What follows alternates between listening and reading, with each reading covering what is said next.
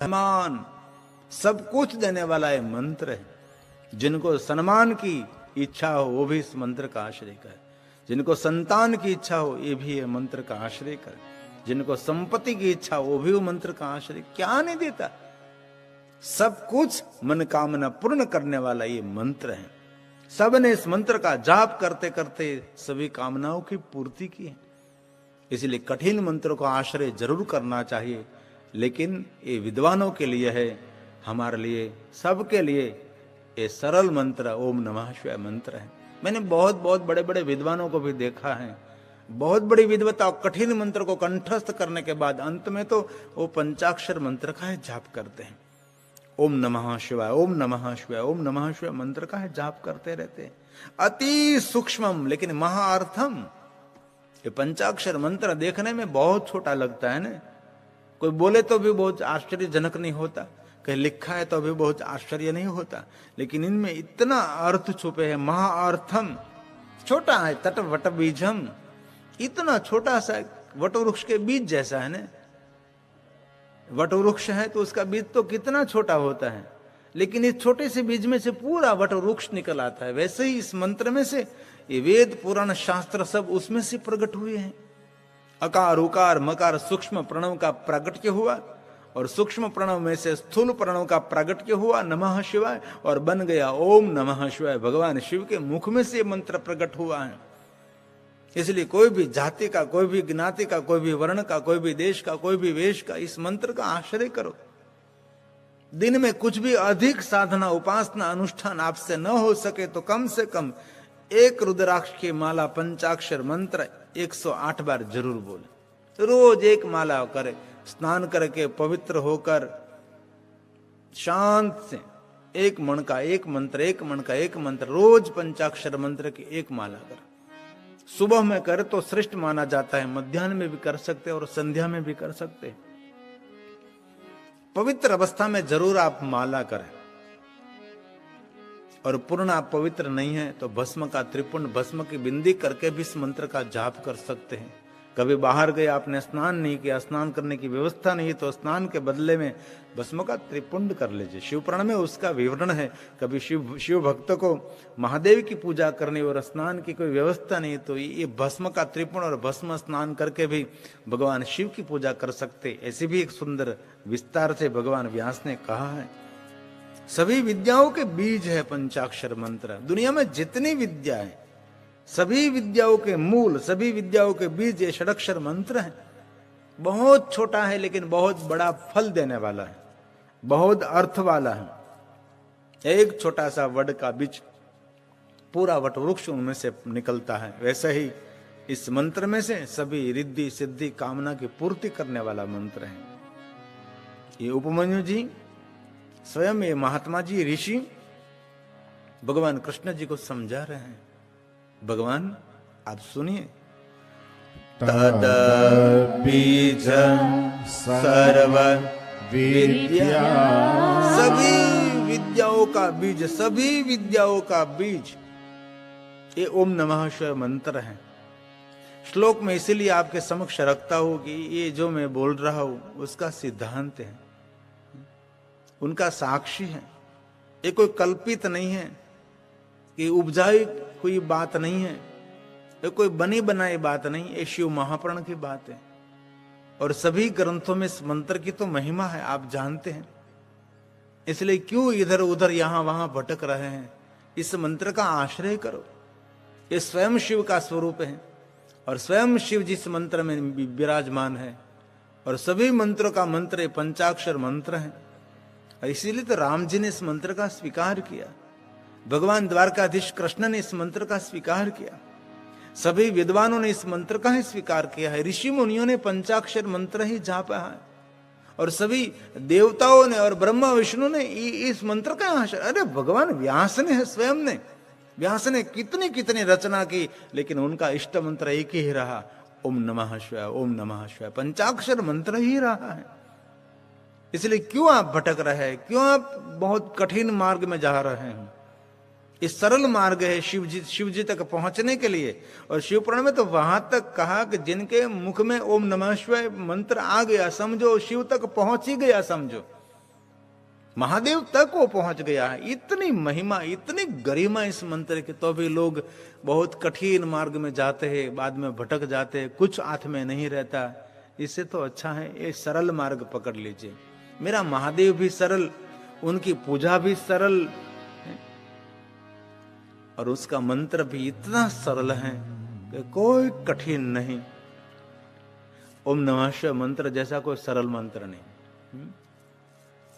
ये पुराणों की गर्जना है। ये उपमन्यु जी ने भगवान कृष्ण जी को कहा, सुनो भगवान, तद बीजम सर्व विद्यानां मंत्र माध्यम षडक्षर। षडक्षर जहां जहां षडक्षर शब्द है वहां पंचाक्षर मंत्र समझना। वहां बारंबार ओम नमः शिवाय, ओम नमः शिवाय ऐसा नहीं कहा, षडक्षरम। એટલે समझ लेना कि पंचाक्षर मंत्र ओम नमः शिवाय मंत्र की बात हो रही। अति सूक्ष्म भगवान उपमन्यु जी कृष्ण जी को कहते हैं, अति सूक्ष्म महार्थम च ज्ञेयं तद वट बीज। एक वटवृक्ष के बीज जैसा मंत्र है, लेकिन महान अर्थ छुपा है इसके अंदर। उपमन्यु जी ने कहा, हे द्वारकाधीश, हे भगवान शंकर जी, सभी मानव मात्र को रोग में से, दुख में से, व्याधि में से, ताप में से, संताप में से, उद्वेग में से, भय में से मुक्ति देने वाला आदि मंत्र कोई हो तो ये मंत्र है ओम नमः शिवाय। संसार में से तारने वाला कोई मंत्र है तो ये पंचाक्षर मंत्र ओम नमः शिवाय मंत्र है। इसलिए जिह्वा पर निरंतर ओम नमः शिवाय मंत्र का उच्चारण रहना चाहिए। हलता चलता, बैठता, उठता, खाता, पीता, ऊंघता, धागता, कोई भी अवस्था में आस्था के साथ जिह्वा पर निरंतर ओम नमः शिवाय, ओम नमः शिवाय, ओम नमः शिवाय। भव रोग की औषधि कोई जो हो तो ये पंचाक्षर मंत्र है। रोग की औषधि तो बहुत इस दुनिया में है, लेकिन भवरोग की औषधि ये पंचाक्षर मंत्र है। जैसे पहले थे सभी रोगों की शत्रु कौन है? दवा, औषधि। वैसे ही सभी दुखों की जो कोई जड़मूल से कोई शत्रु है तो पंचाक्षरी है।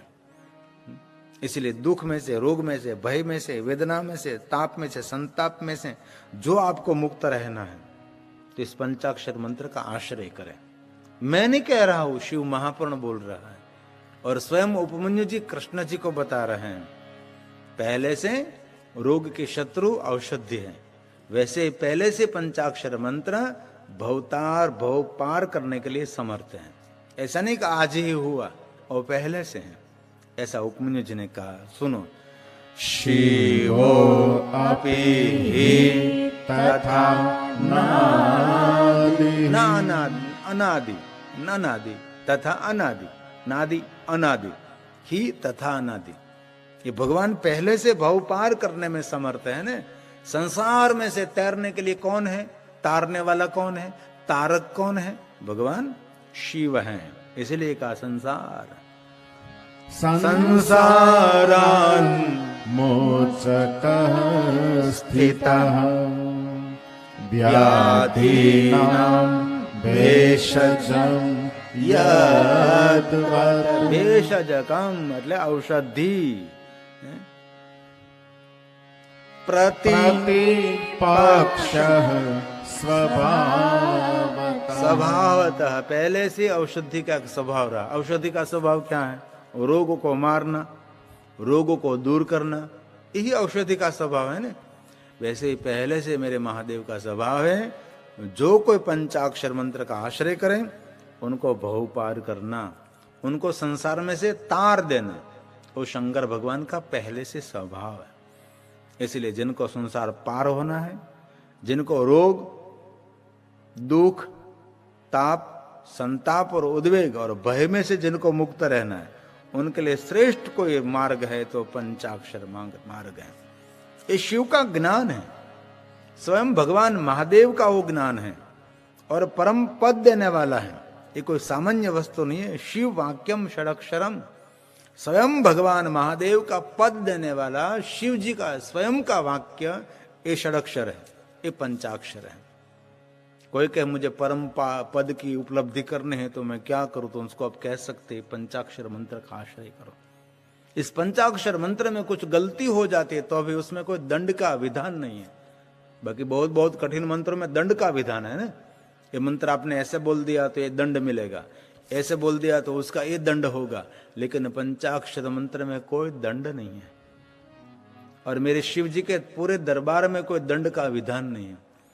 जो शिव जी को दंडवत प्रणाम करते वो मानो सभी दंडों में से मुक्त रहता है। इसलिए इतना सरल मंत्र, इतना सरल देव, इतनी सरल पूजा और कोई देवताओं की मैंने तो नहीं देखी। भगवान शंकर बहुत सरल, उनका मंत्र सरल है और सरलता पूर्वक भवपार करने वाला देव ये मेरा महादेव है, ये भगवान शंकर है। इसलिए जिनके बहुत जन्म का पुण्य है ना, वही शिव साधना कर सकता है।